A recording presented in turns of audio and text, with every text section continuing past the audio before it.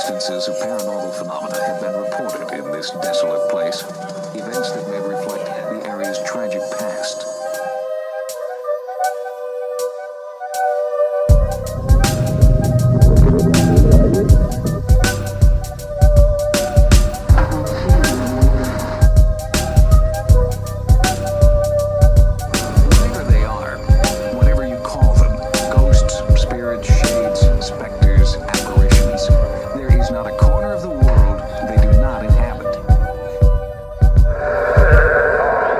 What's going on, guys? Welcome back to Other Dangerous Podcast, where we talk all things paranormal. I'm Ken James, and this is Jason McKittrick. Hey, folks.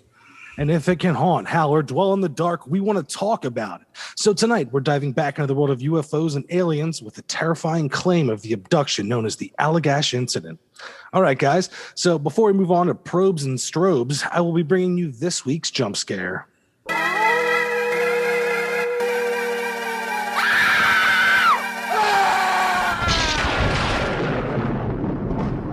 All right, guys, this comes from Bill. Comes to us from Bill from New York. I never lived in a haunted house, but my mother did as a teen. Other houses on her street had strange things going on too. A few homes away from her lived a man and his family. One night, one of his daughters went to bed with a bad headache. The next day, she was dead. She had passed in her sleep from an aneurysm. After the funeral, the family went away to get their minds off the tragedy, and the father asked my uncle, my mom's brother, to check on their pets. My mom and dad, they were dating at the time, went with my uncle. My mother had heard that there was a grand piano and she wanted to play it, and my dad was studying to be a veterinarian. After entering the house, my uncle and my father headed to the basement to see the animals, and my mother went to the piano on the ground floor. She was playing it when she felt something brush her ankles. She thought a cat must have left the basement and walked past her. She kept playing, and she felt it again. She looked under the piano and saw nothing. When she started again, she felt hands clasp her legs and grab them tightly. She dashed to the basement door and called for my uncle and my father and waited for them. When they all walked outside, my uncle could tell my mom was rattled and asked what was wrong. She told him what had happened, and he turned white. He told her the daughter who died used to play a game with her father. When he'd play the piano, she'd crawl underneath, grab his ankles, and push his feet up and down on the pedals. Oof. Spooky stuff. Those creepy ass ghosts. And I don't mean just creepy, like ghost creepy, like creeps, right? Like, what was it? You know, last week we're talking about the General Wayne Inn. You got that ghost that blows on the back of the people's necks. This one's grabbing ankles. Yeah. Like, come on. Yeah. And it doesn't even seem to be like fun, because you're just ruining the piano playing too. You know, you're being a dick. It's not a game. Right. I mean, should it be a game? I don't think so. I don't think so. I either way, I mean, it's awful and terrifying. Yeah. Thanks, John. Yeah. I always like the ones where it's like the person tells someone a story and like the other person turns white and has like a piece of information for you. Those are always some of my favorite ghost stories. Exactly. Yep. The one that has, the revelatory statement. Yeah. So the large Marge I was riding with was old diner. Yeah. Her ghost. It'd be better if that ghost had a claymation head though, just like large Marge. Yeah. Absolutely. Claymation hand grabbing ankles. Ooh, weird. Yeah.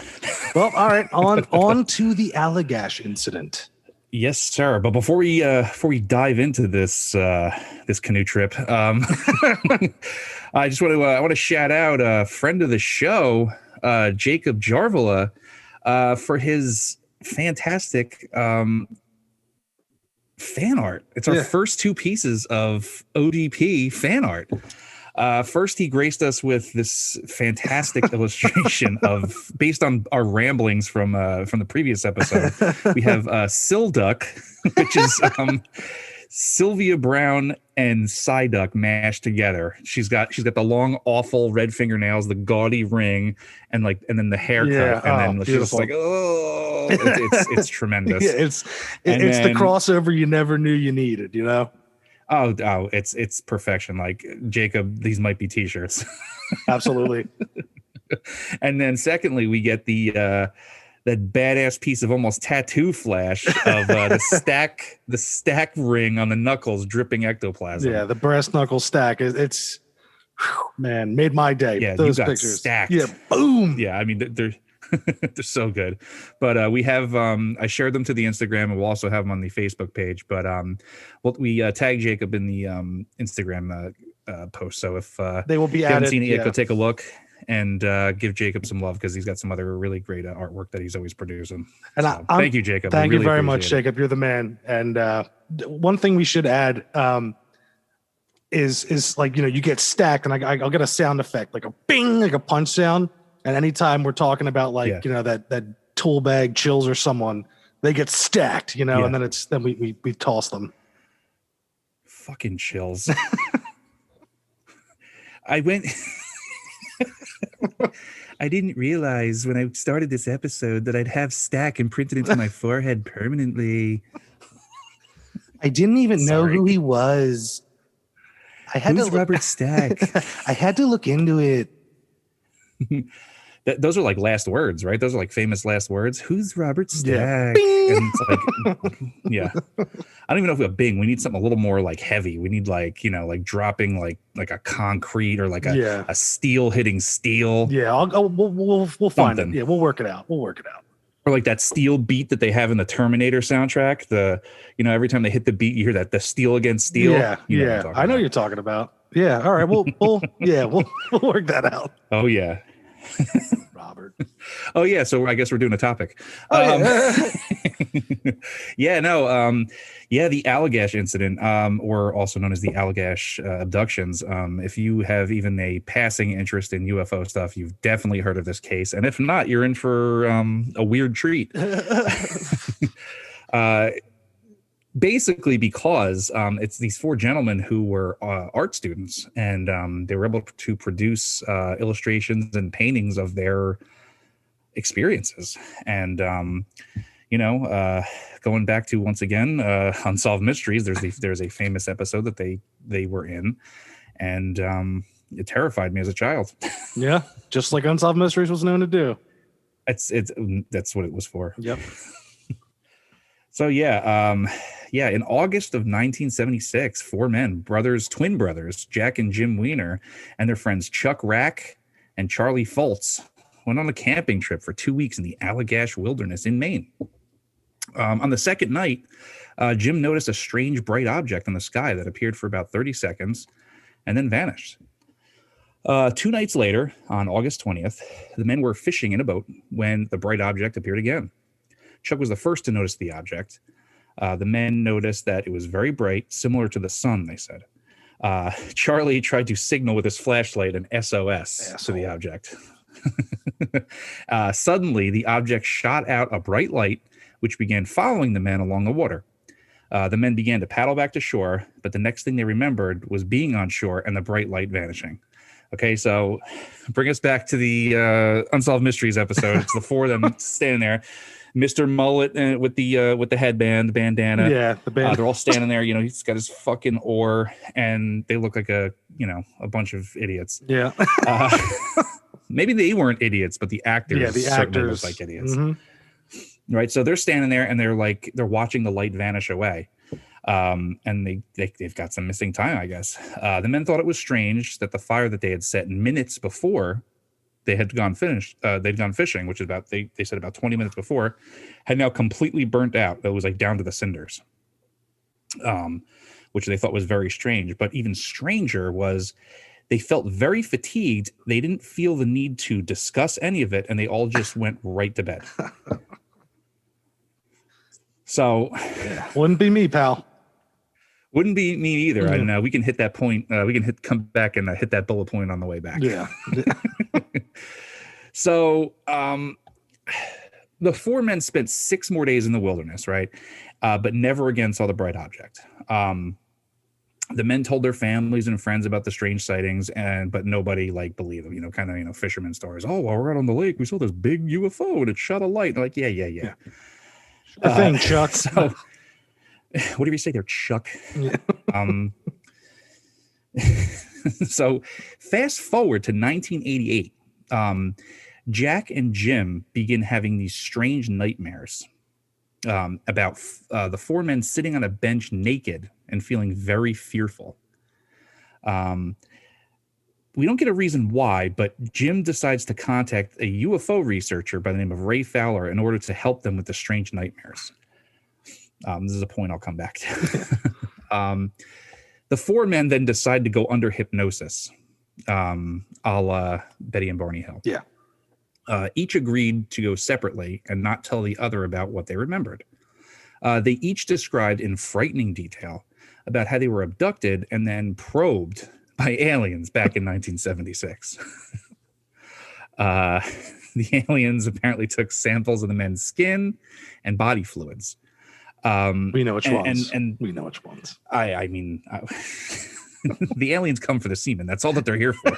They travel light years. They just need the semen. We are here for your goo. Give us your goo.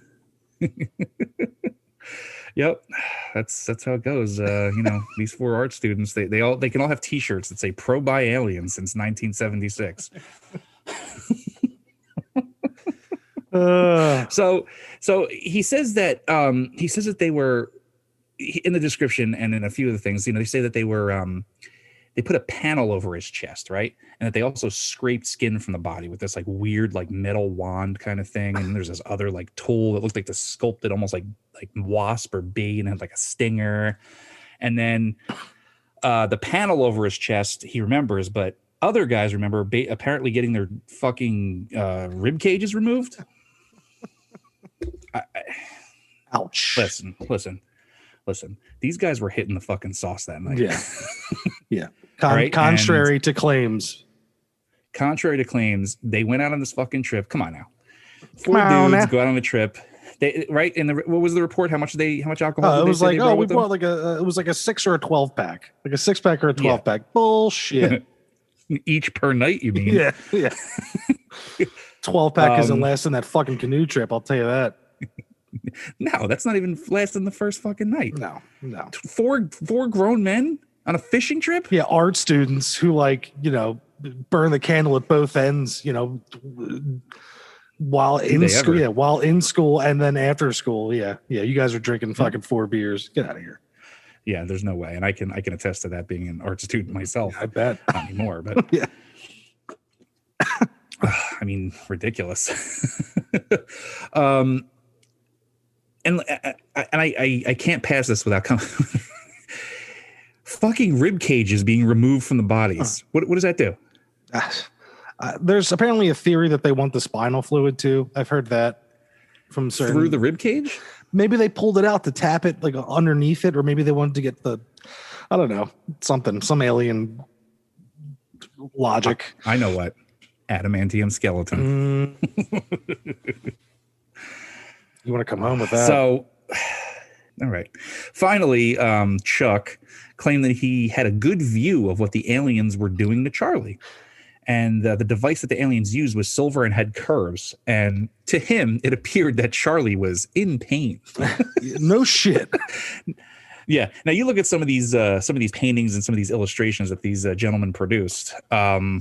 It looks like they are getting like fucking destroyed by these little aliens. Yeah. And the guy's face is like cartoon, like, yeah. and then yeah, three of them are on the other bench. Aliens. Three of them naked on the bench, like peeking. Oh, let's go. Right. They're they're sitting on the bench waiting for their turn to narfle the Garthak. It's like, nope, you are next. Narfle the Garthak.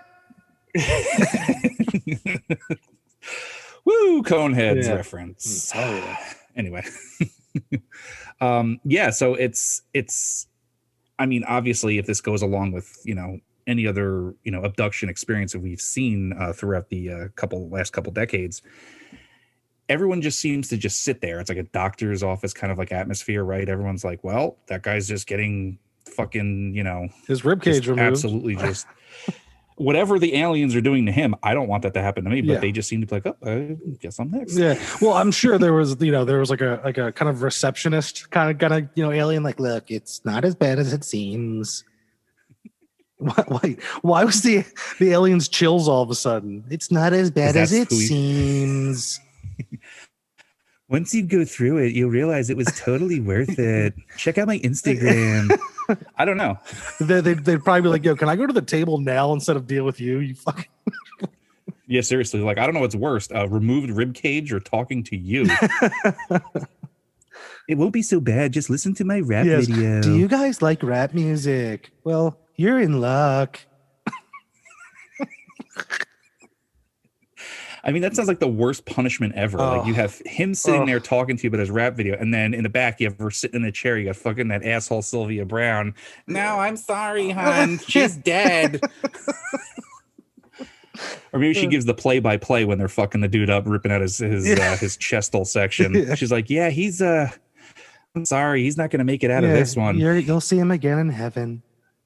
Actually, your voice is more like, you'll see her again in heaven. Yeah, there you go. Yeah. And while this is all going on, you just fucking Charlie's on the table screaming like, Jesus. He's like, stop distracting him. They have to put my ribcage back in. Yeah. Let Chills come over here and put it back, please.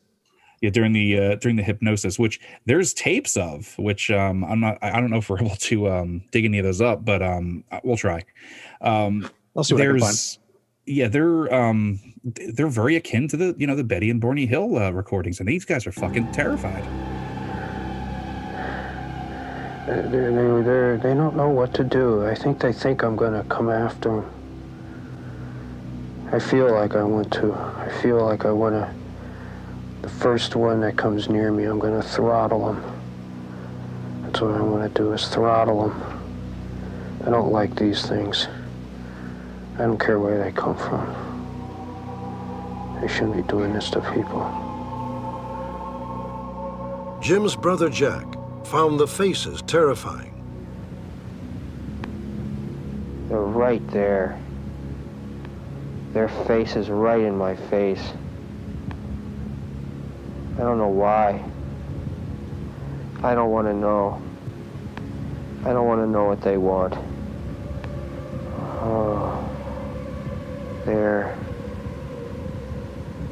saying things. They're explaining things with their eyes. In my head, they're saying, don't be afraid. Don't be afraid. We won't harm you. They say, do what we say. Just do what we say. Charlie Foltz was the next to be examined. I'm afraid that it's like a doctor's office. Like that. It's cold like a doctor's office is cold. They put the panel over your chest. And they scrape your arms, your chest, your legs and thighs. We shouldn't be here. I just keep thinking I want to be back in the canoe. Chuck Rack had a good view of what the aliens were doing to Charlie. See some sort of device on him. They've got it looks like a silvery, and it looks like it's got curves on it. It's almost like it sucks something. He's got his head tipped way back. It's almost like he's in pain. We're just there. We can't help him. We're just, all we can do is watch him. Charlie described how terrifying the aliens' faces were. Like he said, like they were putting their face like right into his face, and he was just like losing his shit. Oh my God, I would have like, been too. Oh, it's such a fear of mine. Such a fear of mine. Yeah. Alien faces in your face. Yeah, an irrational fear that you'll, knock on wood, will never happen. But who says it hasn't happened? Yeah, have good you gone call. through hypnosis yet? No. I akin to the recording in your closet. One thing I will not do is okay. So we have our equal thing. Okay, I won't go under hypnosis to see some shit that's happened to me. No way. Exactly. Yeah. Now I hear you on that one. Yeah, I mean that's like a lifelong stigma, I guess you carry with you. Probed by aliens since 1976. I mean, it's the born on date. It's almost like a label. I mean, it'd be a hell of a whiskey, honestly. Can you imagine that? Like instead of aged in Kentucky aged barrel whiskey, it's probed by aliens or brewed by aliens since 1976. Allagash, fine Allagash whiskey. Yeah. Jacob, get on it. There's an Allagash beer that's not bad. I actually had one yesterday. Oh, for real? Yeah, in preparation. All right. Allagash White. It's not bad at all. And I was like, there should be an alien on this bottle. Why not? More like, why isn't there an alien on this fucking bottle? Yeah. Well, if Chuck got his way. Yeah, well, Chuck Rack, I mean, he's... Whew. We'll get to that. So anyway... We'll get to that. After their hypnosis sessions, Ray, the investigator, brought the four men together. They learned that each of them recalled the same events, pretty much. Mm-hmm. They each took polygraph examinations and passed, which doesn't really mean much. And however, skeptics such as Dr. William Cole are not certain that their stories are true and believe that the strange nightmares and the confessions under hypnosis were a result of watching movies and TV shows about the aliens. So it could just be one of those like Inception kind of things. Like, remember in Fire in the Sky when they're telling their story and then like the James Garner character comes up, he's like, I know what happened, and he pulls out of the back of the car. There's like he's got like a copy of like Weekly World News, like aliens invade. Like I could totally see being influenced by whatever popular media could have been out there at this point. And if they're in the realms of the fantastic, or they're just, they're creative people, right? They're all art students. They could have been interested in this shit. And they were like, oh man, you know what rock shit if we all put together a story. Yeah. Let's put together a story. We'll say we got just completely just freight trained by a couple of aliens. And then we'll make paintings about it. And then people will have to have our paintings. Yeah, we'll wait 10 years, or 12 years, however long it was. Yeah, we'll wait till the one guy falls down and has like a head injury, and then we'll say, "Oh, the aliens." Yeah. I don't. Yeah, but that's the thing, If the which brother was it? Do we remember the one twin who did have like a horrible fall? That I believe it was John. Okay, John, and then he starts recalling all this from what was the head injury? Jim. It was Jim. Okay, so it was Jim. So Jim has a bad head injury and starts recalling all this, what leads to them investigating it. And well, he falls and he doesn't remember. They start having these strange dreams that start to like suggest an alien abduction. Okay, right. So it's like we're waiting in a room and like this weird figures in the fog and like what the hell is this, and they start looking into it and they come to the conclusion like, well, why don't we talk to somebody about aliens? Okay that's where that's what I would do. Yeah, absolutely. I'm like, I wouldn't do it. That's not what I would be doing at all, because if I start having dreams, right, stuff it, let's just forget that. Stuff it down and then pour alcohol over it, over top of it. And go have a drink. Yeah, drink the bad away. That's go to sleep, dreams. Go to sleep. No dreams tonight, buddy. We're getting blacked out. We're gonna wake up like, oh, okay, all right, nothing happened. Right. Hangover, go to work. Brain can't dream if it's not functioning. That meme. The pointing. Yeah. Okay. Yep. God.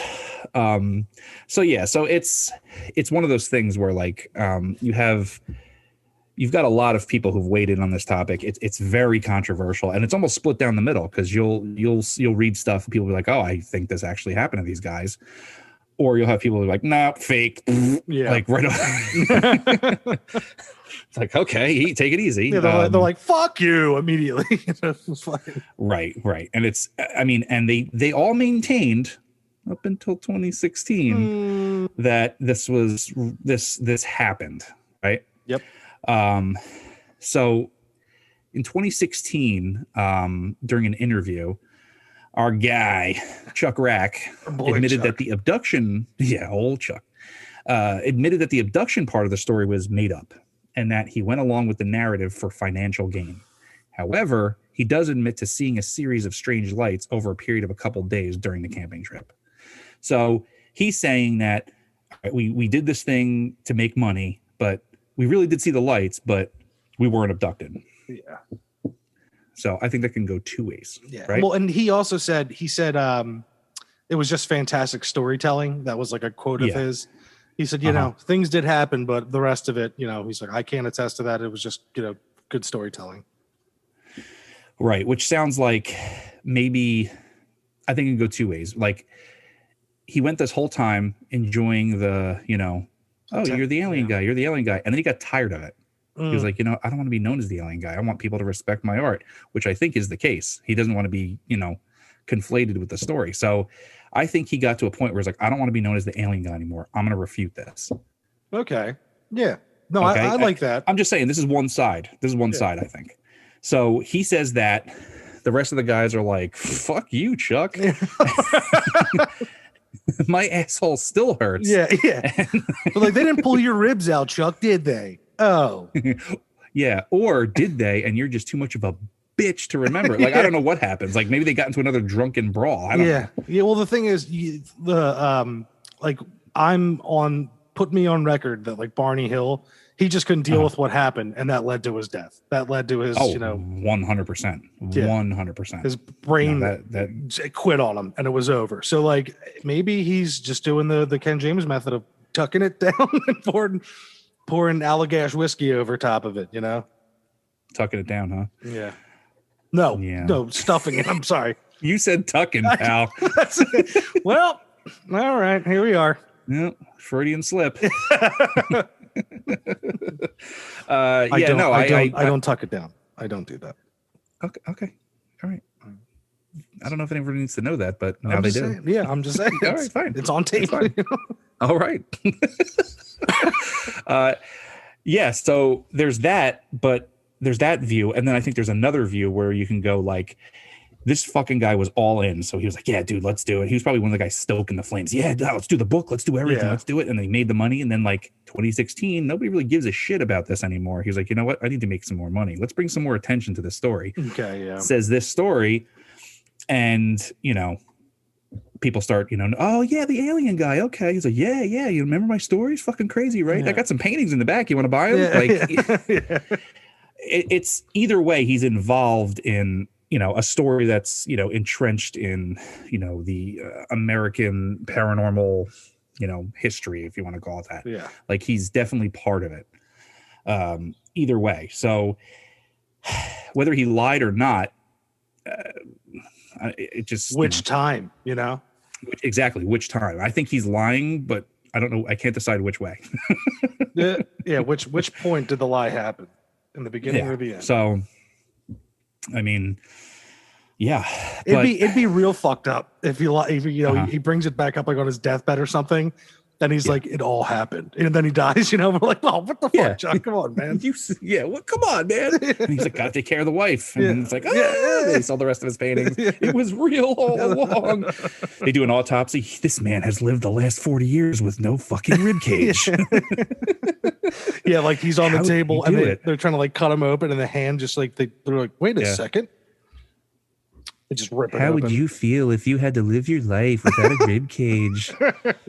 It'd be the next Chills video. Tell me in the comments. Or it could be his next rap video. Oh man. And also shout out to the few of the fans who enjoy us keep bringing up Chills, because you apparently hate him as much as we do. Yeah, shout out guys. We love it. You love that. And we hate chills. Yes. Chills, you got our email, buddy. Yeah. otherdangerouspodcast@gmail.com. Bring it. I don't care. Yeah, come on, motherfucker. I'm ready to Show up at battle my house. I'll somebody. give you my address.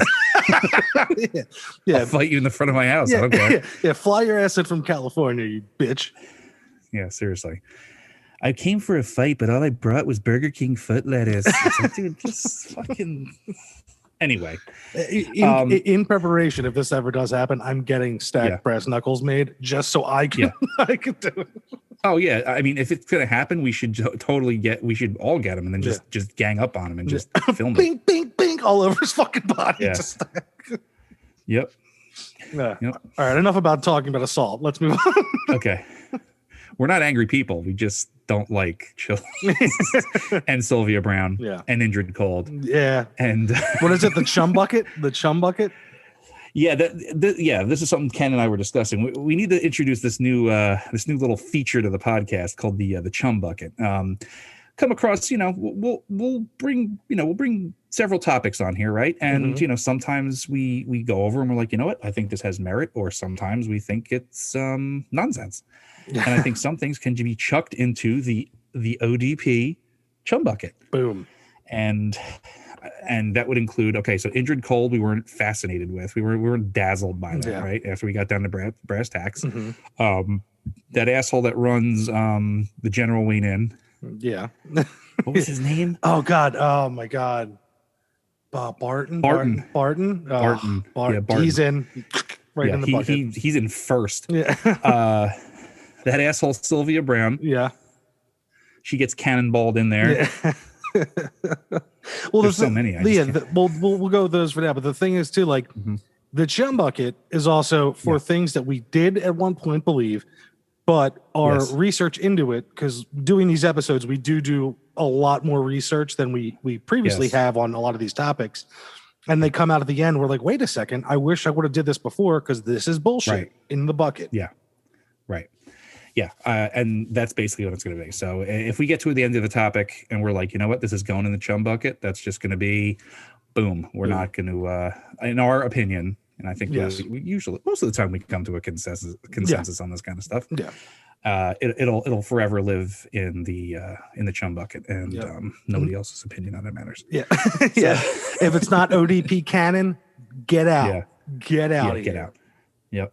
It could be Chills canon, but it can't be. Yeah, Chills can have it.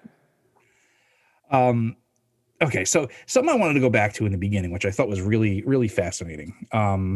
The campfire burning out, right?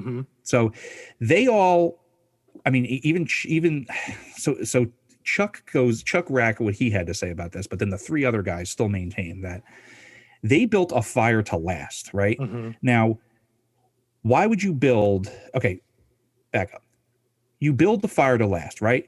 You have these thick logs. They clearly want to have this beacon on the shore that they can use because it's at night. They're building this big roaring campfire that's going to last at least 4 hours, so they can go out on the lake. They're night fishing, and they have that beacon that they can look back at to make sure that they're not drifting off too far, right?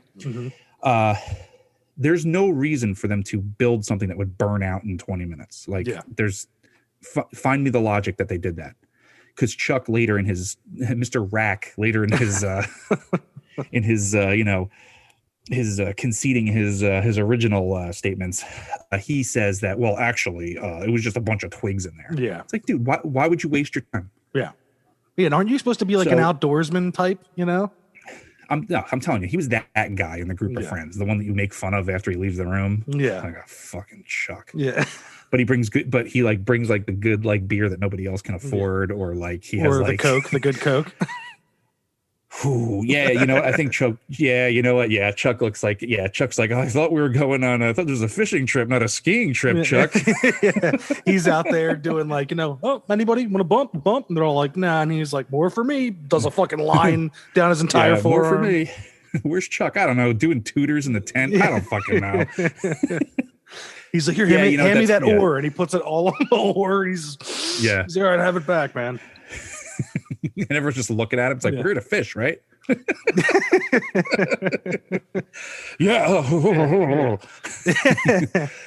I'll paddle us back to shore. I don't give a fuck. Yeah. Well, my He's that hands. guy. He's in the back, fucking paddling both of his arms. Yeah.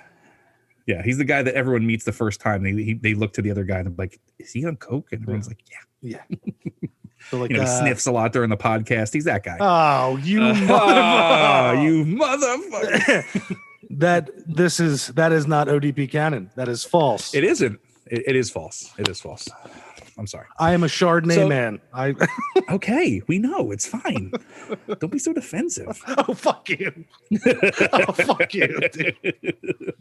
Don't be so defensive. Peter James, is he okay? I'm coming through. Yeah. See? Yeah, we're fine. It's fine. Anyway, back to the dude. Relax. It sounds like you have like an increased temper because of some kind of like chemical. Or something. Fucking, you're a scumbag. I'm sorry. Let's go back to the fire. So they build this fire. It's supposed to last. They swear it would have lasted at least 4 hours. All right. So if you're going to put the effort in to build a fire, it's going to last. I mean, come on. So they go out on the lake and they come back when they're doing they're posing for their cool photo at the end. And it's burnt down to the cinders. That concept is kind of terrifying because you can almost measure that they got like just penetrated by aliens for like 4 hours straight. Yeah. They're getting their heads fucked. Exactly. Like, just stay still. This is awesome. Yeah. Like, no, this is not awesome. And they're like, yeah, it is. For you, it's not. It's not for you, but for me. You know how far I traveled for this? Yeah, it's I'm not coming here for milk and cookies. Yeah. The rib cage was an afterthought.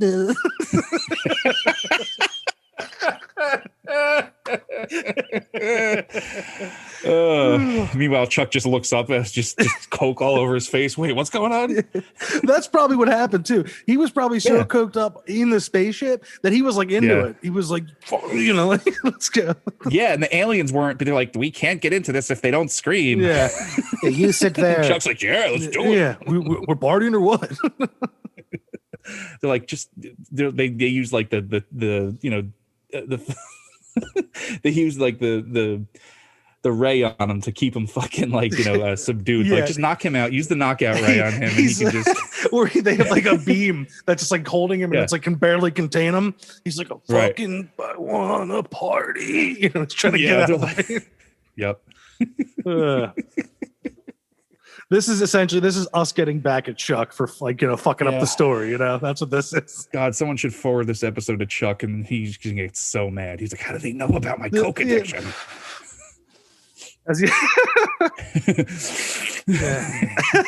Easy guy, easy.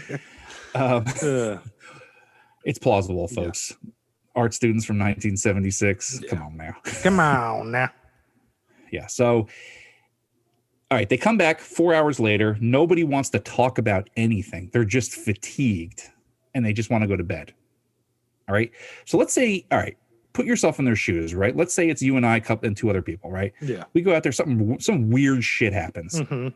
Even if I'm tired, I'm like, hey, Ken, remember that alien ship we just saw 20 minutes ago? Yeah. And we would talk about it for the rest of the night. Yeah. And we'd also be like, well, there's a lot of time missing here, Yeah, and you would have to figure it out. So they just went to bed and then didn't talk about it again. No. Now there's people that point to your classic alien thing. Well, they erased the memories and then they erased the the urge to want to talk about it. It's like, well, that's or they were on some kind of like crazy alien anesthesia that was just like they're not going to have energy for anything. Right, but they continued on the fishing trip 6 more days. Yeah. So, well, that's crazy. Like the one thing we were talking about too, the one interview they did, and Chuck later said that because later he claimed that they were smoking hashish, which he's claiming is this like super powerful weed. Essentially, hashish isn't peyote. It's not going to make you hallucinate an entire alien probing ribcage removal and then forget it. And then when they asked him, well, why didn't you say that in the interview? On TV, he said, "Oh, because John was closest to the interviewer, and he fielded that question." And it's like, what, dude? You're 4 people away. No, Chuck was on so much Chuck was on so much coke that if he smoked some hashish, it would have been like eating cupcakes. Yeah, like nothing. Wouldn't even, it would be shooting a BB gun at a freight train. Yeah. Nothing. Chuck. Yeah, that part has always been super weird for me. That it happens. You can see it. You can come on shore. Hey guys, I mean, did they have fish in the boat, or they were just like, oh, guess we better go to bed? Yeah, like, didn't catch anything. Not even tonight. That part always, yeah, that very strange, very strange. Lends itself to alien anesthesia or whatever. Like it's just, or it's like almost like maybe they were in shock. Like they would have normally remembered what happened. There was no alien anesthesia, but like what they saw was so fucked up that they just like boom went into like shock mode and like, nope, nothing happened. I want to go to bed. Yeah, which is even more terrifying. Yeah, I can't say that wouldn't be me if alien faces were in my face. I can't say I would. Just offer him a sip of Chardonnay. That's true. You could do that. I would do that. Alien sipping Chardonnay. Jacob.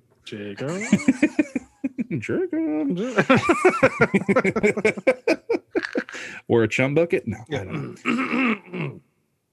Excuse us. Excuse us.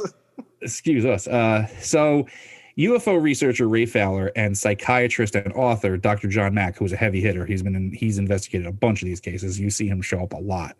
They both investigated and studied the case of the Allagash abductions, and they both came back with a very skeptical point of view, which is interesting because they both believe that they received their memories of this literally from watching TV and movies.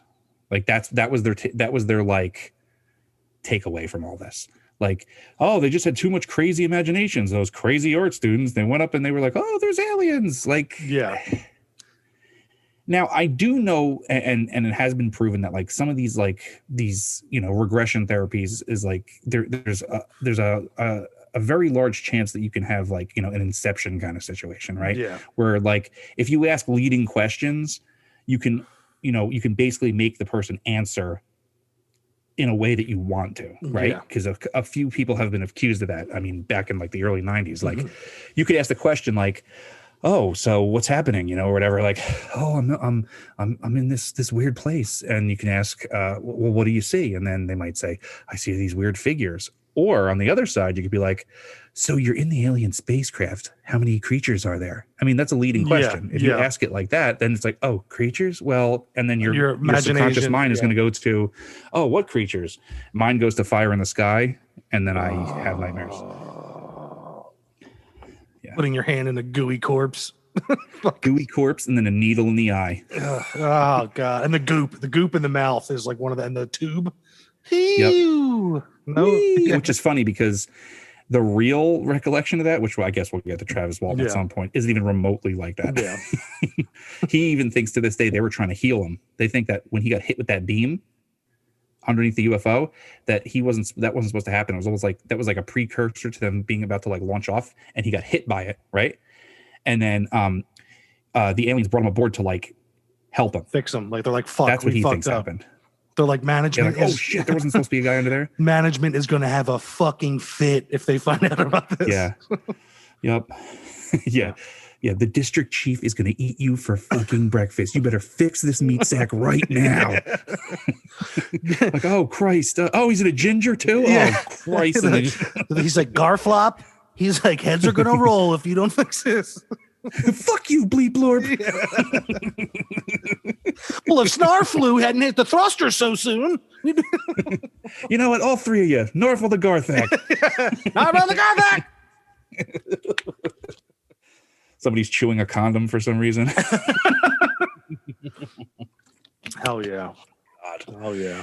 So yeah. I mean, there it is, right? Yeah. That's the story. I mean, yeah. The one thing with them saying the recalling the memory, yeah, and that has to be basically them just explaining away the polygraph test, right? Sure. Because there is no other evidence besides the story. And then past the polygraph test, they're like, all right, we'll explain that. So they have to be like, all right, well, look, they have to believe it to pass the test. So they actually have to believe them seeing something like that is in their regressed memory from some show or something.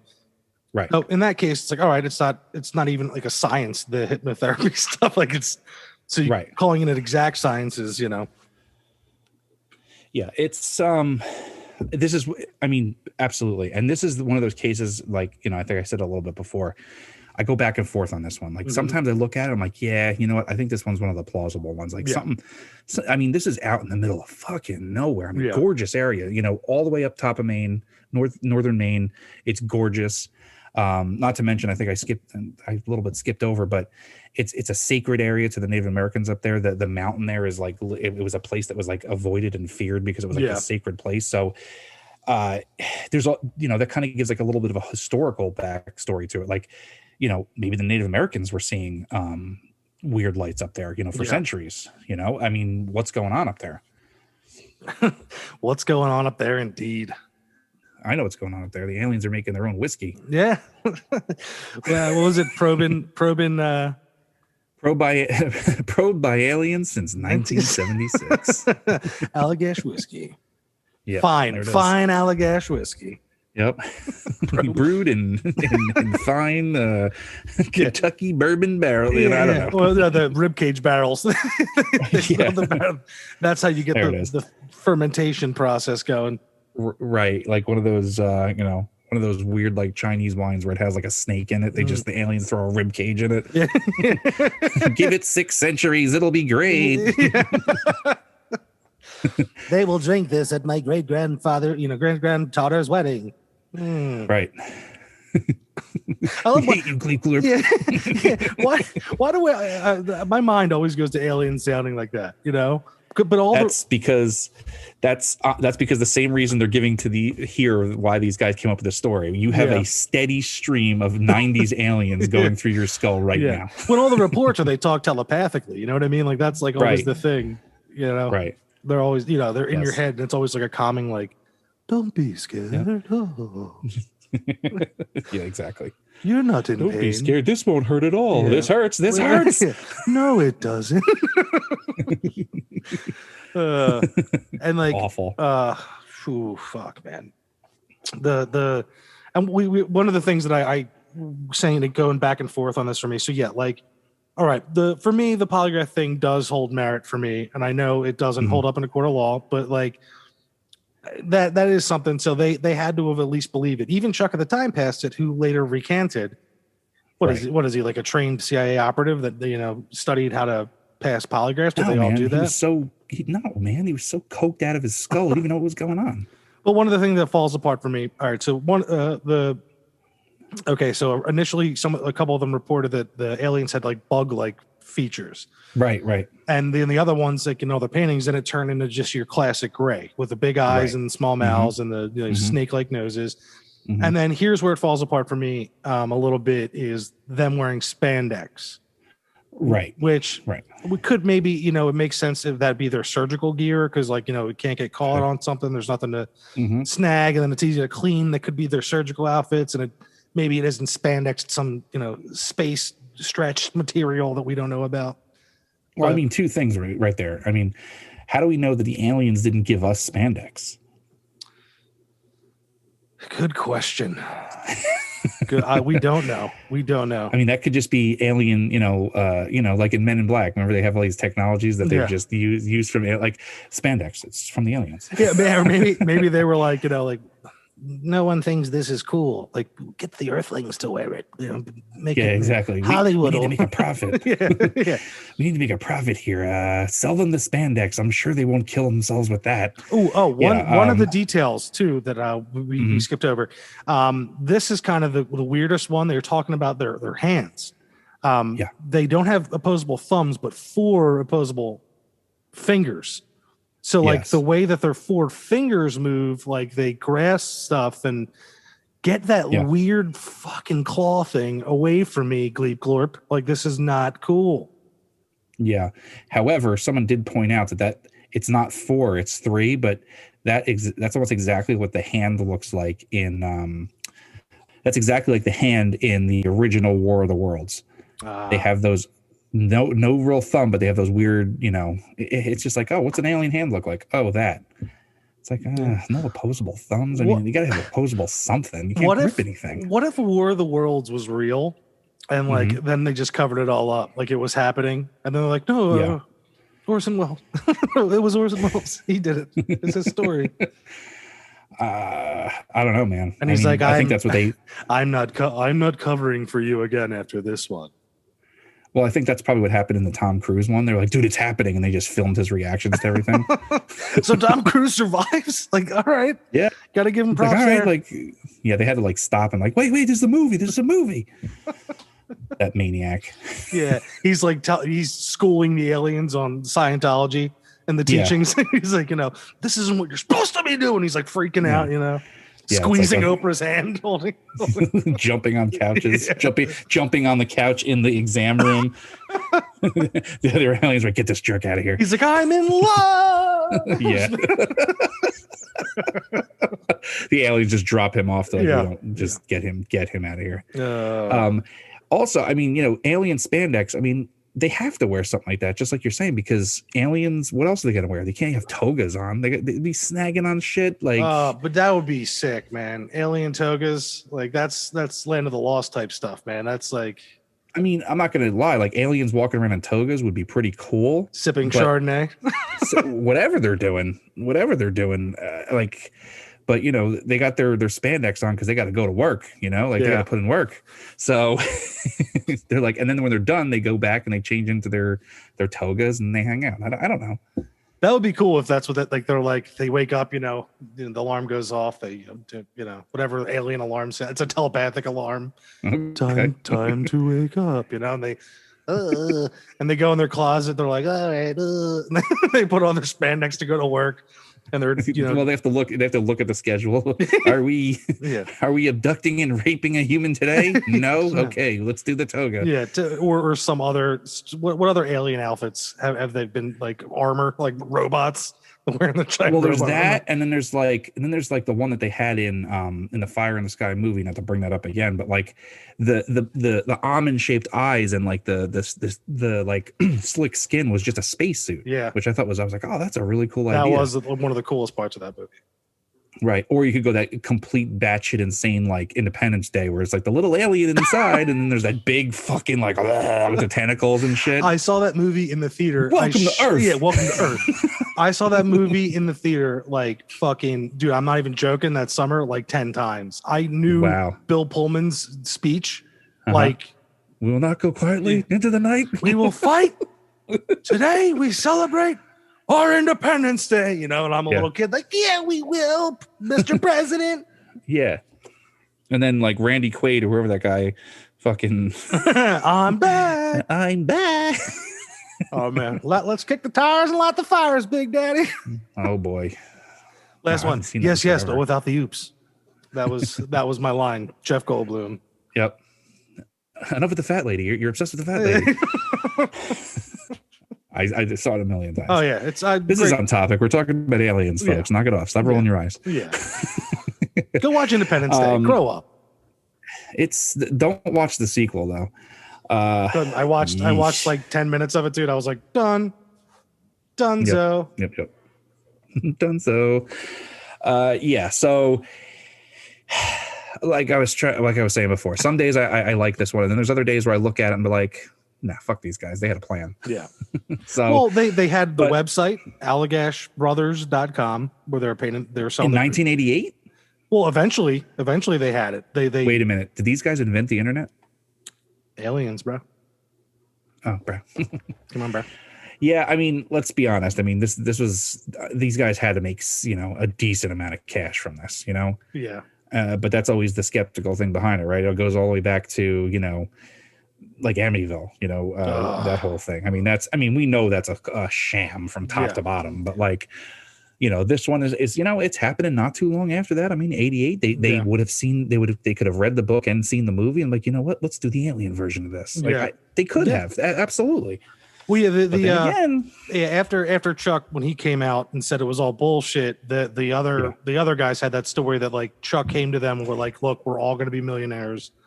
I have this plan, and they had like a pact to like not, we're not going to, publicize this to a point where we're making all this money. But then they had the website and they had all their paintings and they were selling the paintings. So it's like, Well, I mean, but then you can also see from that, it's like, well, I had this traumatic experience. How do I move on? Well, let me paint it, let me get these images out of myself. Let me paint it. Let me bring it, and then maybe, hey, this is what I have. And, I think it's okay to profit from it. So I can see either way. Yeah. And that's the thing too. Like me, all my music that I made, like when I was like big into it, like it was all about the pain and the things in my life that it was like, it was my therapy.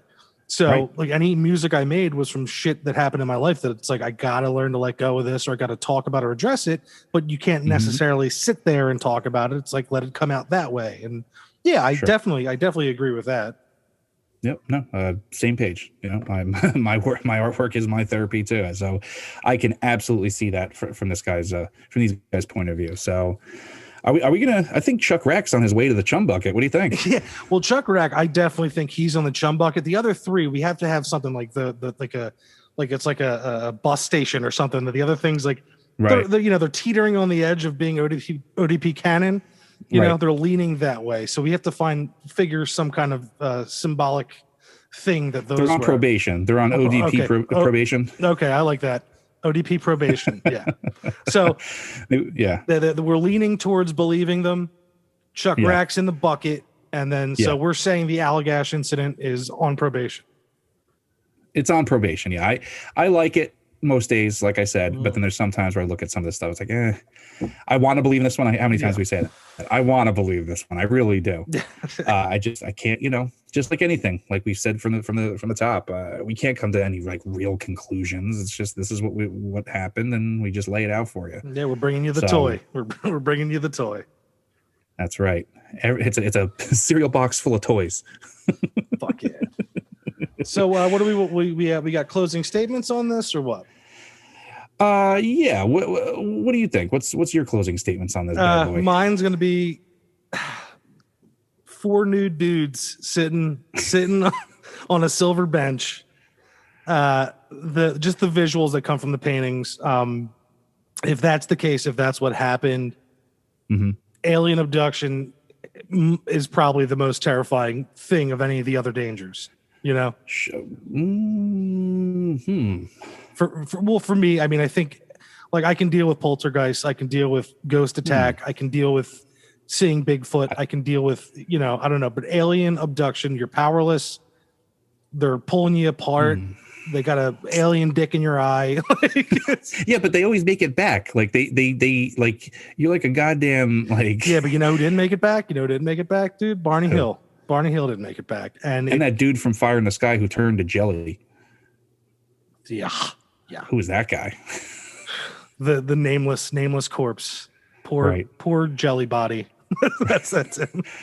Yeah, we should set up a little memorial for the nameless the tomb of the unknown abductee. Here lies jelly body. Oh God, jelly baby. Jelly baby. That guy wasn't a baby. No. Oh, sorry. No, that's completely something else. But yeah, my closing statement is simply that I think alien abduction is the scariest of all the other dangers. That's going to be. I'm gonna have to think about that one. I don't even know if I could respond to that one because. You'll have to come back to that. I mean, you might be right. I mean, being taken, up into a ship and just, Yeah. Well, that's what we'll do. We'll do an episode of we'll do that. We'll have 4 of ours. What are the scariest other dangers? Right. We'll have to do. Okay. I like that. Yeah. We'll have to do that coming soon. I do like that idea. Okay. My closing statements, I have a 2-part on this. Beautiful. For me, this was one of the ones, and because, back in the 90s, watching, as we talk about, sightings, unsolved mysteries, this seems to be the one when I went to look back in this episode and I was researching for it, this was the one that was like, oh my God, these are all the pictures that I remember that scared the shit out of me. It's all from this case. Yeah.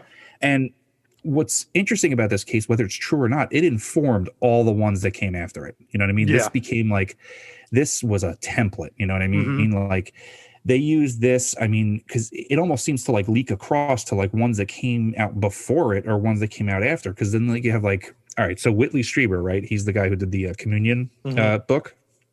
He's nuts. And his oh my God, I just listened to a new interview with him that came out last week. It's like, wee. According to him, ghosts are aliens. Huh? I'm not going into it. Oh yeah, that's for another. That's for another. Yeah. It's not even worth. But anyway, my point being was like his abduction happened in 1986, right? Mm-hmm. So these two cases are coming out very close. So it's almost like one in kind of almost like they start to inform the other one, and it's like. The things like these stories, like they start to go into like, the collective unconscious kind of, and like, it's like this case specifically, I really like because it helped lay more of the groundwork for your classic abduction experience, right? Yeah. You get zipped up into the ship. There's like a weird, like, doctor's office, kind of just a bright room. Everything's very sterile. Yeah. And then, some freak in spandex with giant eyeballs comes out and is like, it's your turn. Yeah. With telepathy, with tools over you, alien foreign tools that you don't know what's going on. Yeah, you don't know what's going on. And then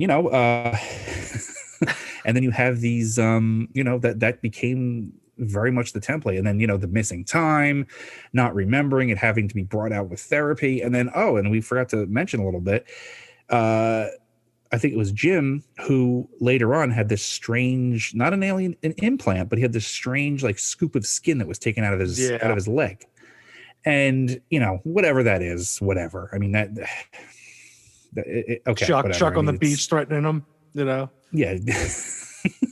Caught some, and he's like, oh, and then we're never talking about this again. We're cover story, alien. Like, all right, Chuck, relax. And then he takes the bloody knife, does a line off of it. Oh, wow. Yeah, he was something else, huh? Yeah, that guy's a piece of work. But so like you were saying that was one thing I do want to bring up. Like the ones where like all the ones that came after it, of course, were kind of, this was the template, but then they would start adding stuff like, well, I have this thing in my body, this foreign body in my body. Yeah. And then like, a surgeon would remove it. They're like, this is a metal from not this planet, or, it's makeup. Yeah. And those are the ones too that metal rib cage. Wolverine. But no, they're like, I think this is adamantium. Yeah. Those are the ones that always kind of like gave me those that like, oh, that's weird. Like a tracker or some kind of like souvenir take home. Yeah. Yeah. So my point just being like, this was one of the ones, if not one of the most influential ones, but almost like on the down low. Cause like most people can't pull this one, right? Yeah. Like, it's either Travis Walton or Whitley Strieber or Betty and Barney Hill. Those seem to come up to the top before these guys. These guys are like the next level down, but their experience had all the facets that seem to be used in all the later ones. Yeah. So this is a highly influential abduction. So that's my takeaway from this. Like whether it's real or not, is kind of irrelevant in the scope of what we're talking about here, because it's like this was, as far as like the folk tale, kind of like, almost like myth that it's become, like this really helped build that whole thing. It helped build the mythology kind of, what I mean? Well, and then it goes to the fact they were all willing, and, they're like, we'll do the lie detector test, Yeah. But one weird thing too, before we wrap up too, I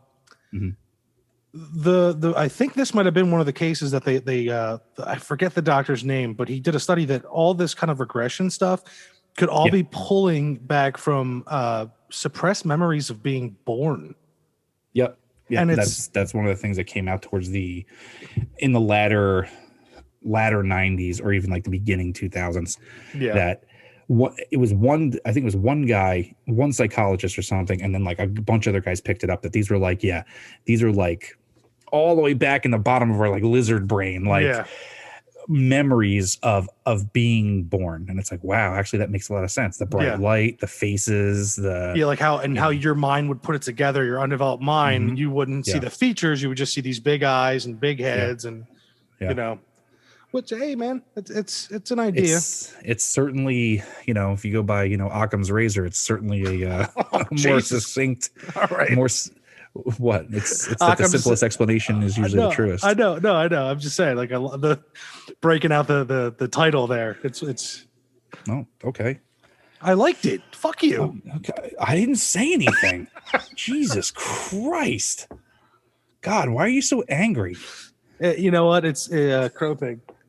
Might be coming out. He might be coming out. Is he flying around in there? He's not in here now, but he might be. He might be soon. Okay. All right. Fair enough.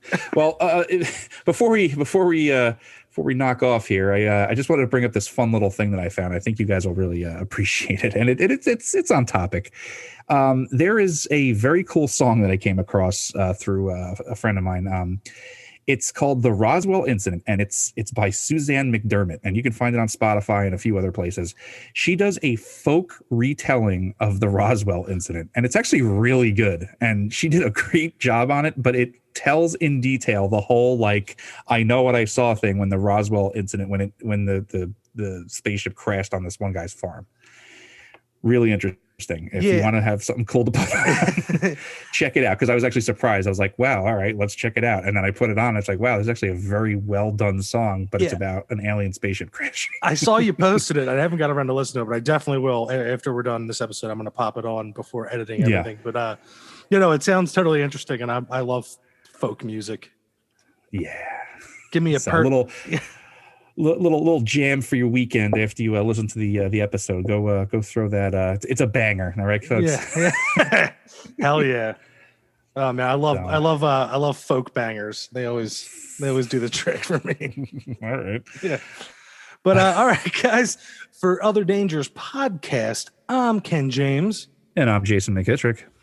And as always, have a spooky evening.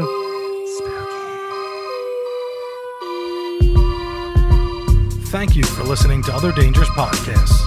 Have you encountered the other dangers?